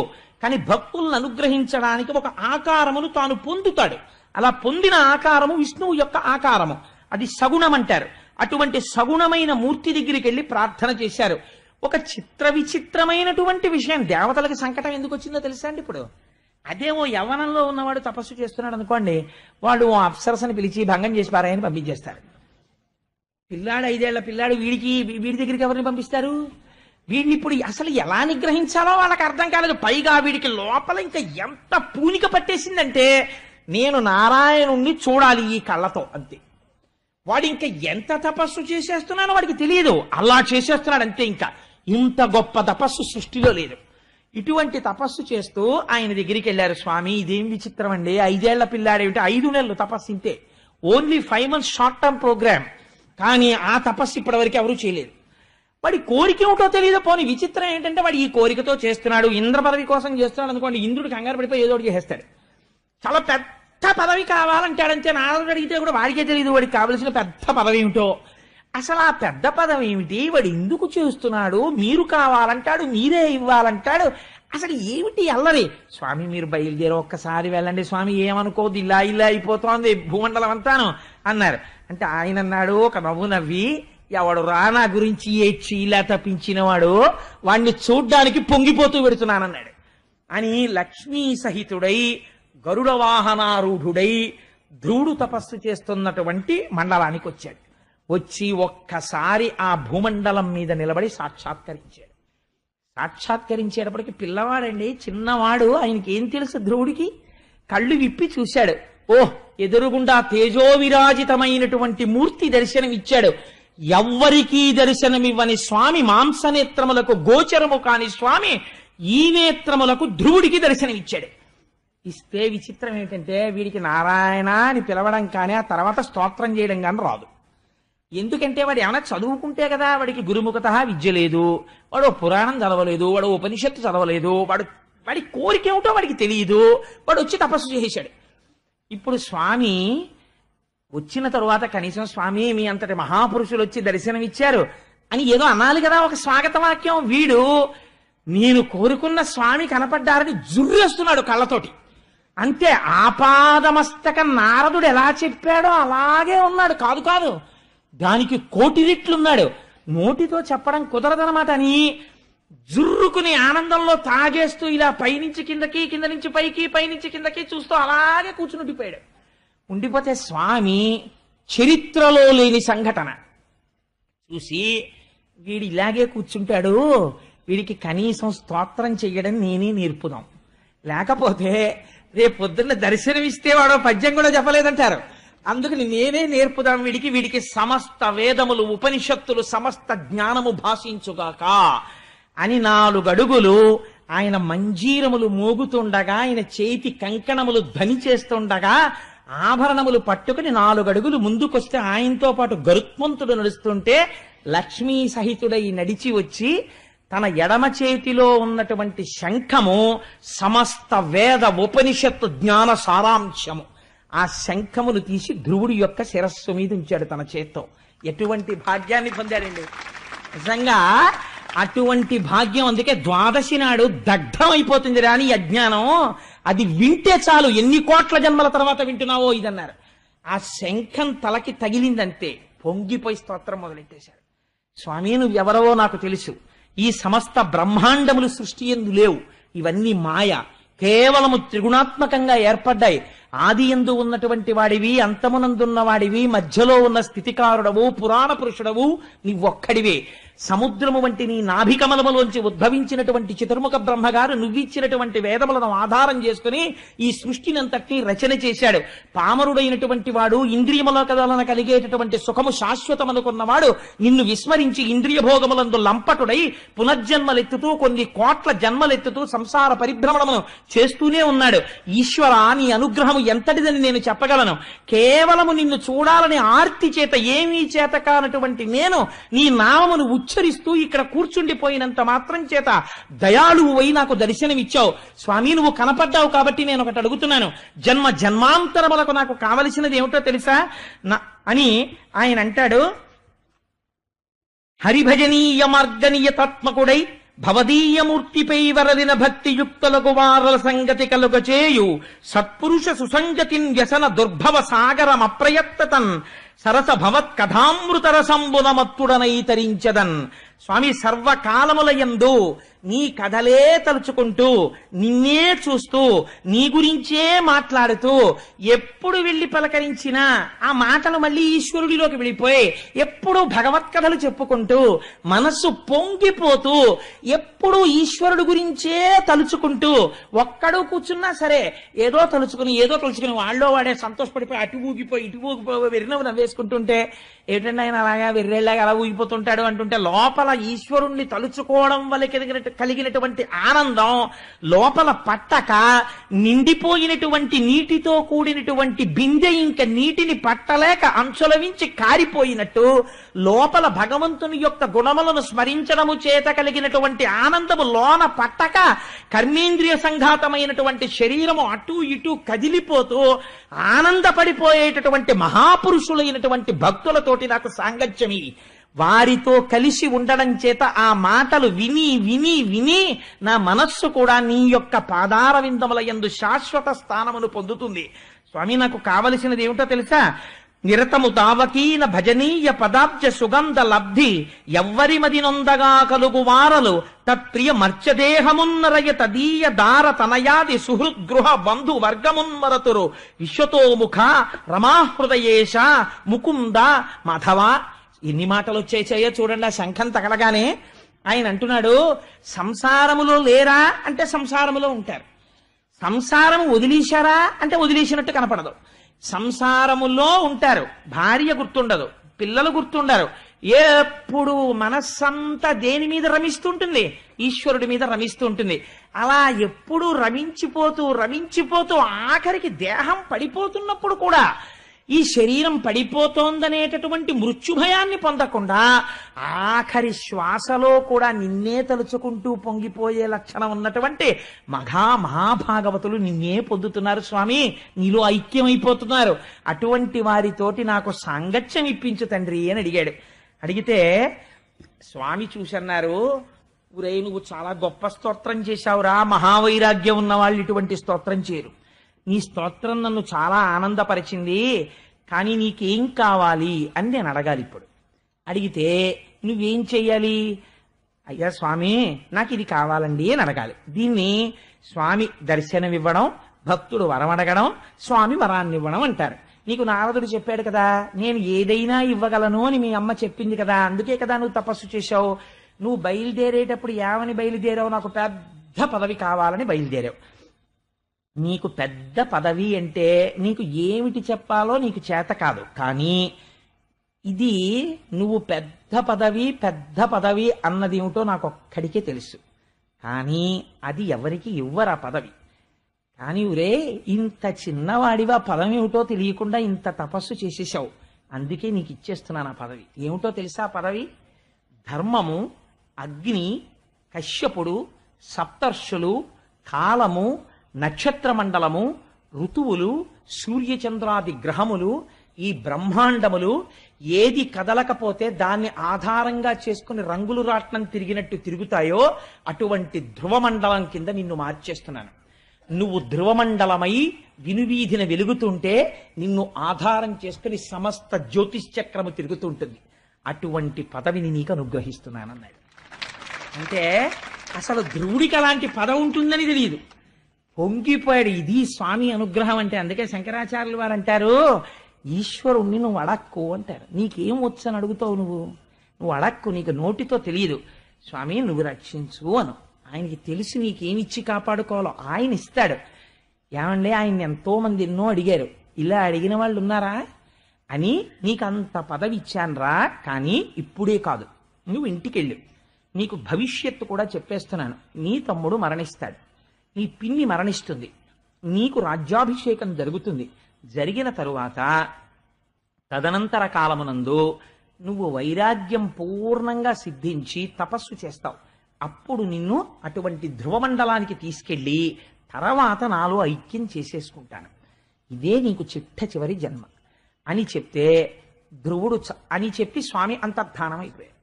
అంతర్ధానం అయిపోతే ధ్రువుడు చాలా దిగులుగా ముఖం పెట్టి, అయ్యో ఇంత తపస్సు చేస్తే నాకు ఇదా ఫలితమని ఏడుపు మొహంతో బయలుదేరట. అది విచిత్రం. మీరు విచిత్రం చూసారా?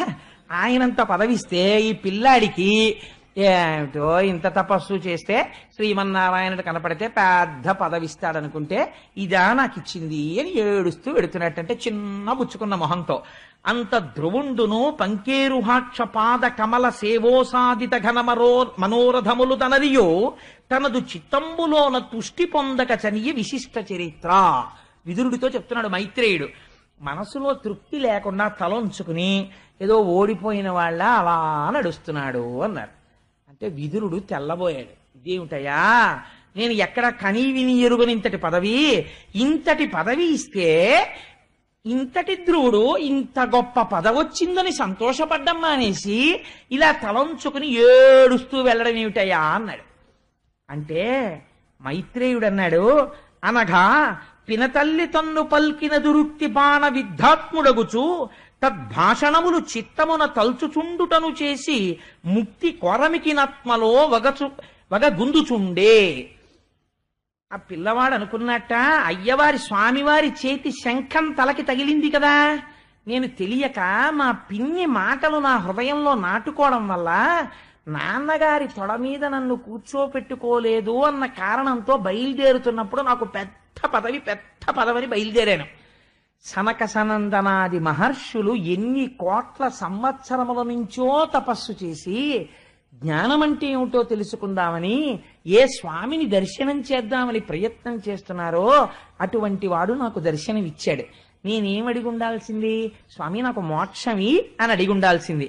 నేనేమో ఏమీ మాట్లాడలేదు, అనవసరంగా పెద్ద పదవన్నాను. ఇప్పుడు నేను కొన్నాళ్ళు ఆ ధ్రువమండలంలో ధ్రువుడిగా ఉండాలి, హాయిగా మోక్షం పొందేస్తే ఎంత బాగుండేది అనుకున్నట్ట వాడు. అందుకుని వాడికి తృప్తి పొందలేదు. అంటే ఇప్పుడు మీకేమర్థం అవుతోంది? స్వామి శంఖం ఎవరికి తగిలిందో వాడు ముక్త పురుషుడవుతాడు. వాడికి ముక్తి అందే కోరిక ఉంటుంది. కానీ బయలుదేరినప్పుడు ఏ కోరిక కోడాడో అది అనుగ్రహించకుండా స్వామి ఉండరు. అందుకని అటువంటి కోరికను అనుగ్రహించడానికి స్వామి సిద్ధపడ్డారు. అంటే ఇది ధ్రువుడి యొక్క మనస్సు 5 ఏళ్లలో ఎంత పరిణితి చెందిపోయిందో చూడండి, ఎంత స్థితికి వెళ్ళాడో చూడండి. ఈలోగా నారదుడి సంతోషం ఏమిటో తెలుసా అండి? నారదుడి లాంటి వాడు ఎక్కడ ఉంటాడండి? ఉత్తానపాదుడి దగ్గరికి వెళ్ళాడు. పెడితే ఉత్తానపాదుడు ఎదురొచ్చి స్వాగతం పలికి అర్ఘ్యం ఇచ్చి పాద్యం ఇచ్చి లోపలికి తీసుకెళ్లి కూర్చోపెట్టి పక్కన శురుచి లేదు. అందుకని అన్నాడు, బాధగా ఉన్నామే ఉత్తానపాద అన్నాడు. అన్నీ తెలుసు నారదుడికి, తనేగా పంపించాడు కొడుకుని. ఏం అలా ఉన్నావు అన్నాడు. అంటే ఏం చెప్పుకోను మహాపురుష, చూశారా నాకేమో 2 భార్యలు, పాపం వాడు నా కొడుకే కదండి, వాడు నన్ను ఏమడిగాడండి? సామ్రాజ్యం అడిగాడా, సింహాసనం అడిగాడా? తొడ మీద కూర్చుంటానన్నాడు. అంటే సురుచిని చూసినటువంటి భయం చేత వాడిని తొడ మీద కూర్చోపెట్టుకోలేదు. నారాయణుడి గురించి తపస్సు చెయ్యండి, వాడు అడవికి వెళ్ళిపోయాటండి, తర్వాత నేను అడిగితే అడవికి వెళ్ళిపోయాడు తపస్సు కన్నారు. పిల్లాడు 5 ఏళ్ల పిల్లాడు, వాడి తపస్సు ఏమిటి, వాడికి అరణ్యం ఏమిటి, వాడిని ఏ క్రూర మృగాలు తినేశాయో, కన్న తండ్రిని అయ్యుండి పిల్లవాడి పట్ల ఇంత క్రూరంగా ప్రవర్తించానే అని నా మనసు గాయమును పొందింది అన్నాడు. తప్ప సురుచిని వదిలేశాను, దాని మాట వినడం మానేశాను లేదు. అది విచిత్రం. మనం ఎక్కడో పశ్చాత్తాపం ఉంటుంది ఈ పని చేశామని, కానీ ఇంకా సురుచికే పెద్దపీట వేస్తుంటాం. అలా ఉండకపోతే ఇంత అల్లర్లు ఎందుకుంటాయండి మనకి? ఆ అజ్ఞానం పోవడానికే దాల్చినాడు ఇది వినడం కదా. అందుకని ఈ మాటలంటే నారదుడు అన్నాడు, ఒరే నువ్వు తొడెక్కించుకోలేదు, కానీ ఇప్పుడు ఆయన ఏ స్థితి పొందేశాడో తెలుసా ధ్రువుడు? ముందు శుభవార్త చెప్పేమంటే అంత ఇష్టం అనండి నారదుడికి, తన ప్రమేయం లేకుండా జరిగిపోతుందేమో అని పరిగెత్తేస్తుంటాడు. చూడండి, అది అందరికీ ఉండే హృదయం కాదండి. ఒక్కొక్కరికి పెట్టడం అంటే ఎంత ఇష్టం, తొందరపడిపోయి పెట్టేస్తారు. ఒక్కొక్కరికి సేవ చేయడం అంటే ఎంత ఇష్టం. మా అనురాధక్క చూడండి, ఎక్కడైనా సేవ చేయమంటే ఎంత ఇష్టం. మా ముత్యాలు సత్యనారాయణ వీళ్ళందరూ. అందుకని కొంతమంది సేవా తత్పరతతో ఉంటారు.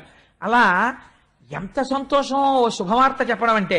అందుకని ఆయన అన్నాడు, నా విని నారదుండు నరనాథునికిట్లను, నీ కుమారుడా దేవ కిరీటి రత్న రుచి దీపిత పాద సరోజుడైన రాజీవ దళాక్ష రక్షితుడశేష జగజ్జన కీర్తనీయ కీర్తి విభవ ప్రశస్త సుచరిత్రుడు, వానికి దుఃఖమేటికి?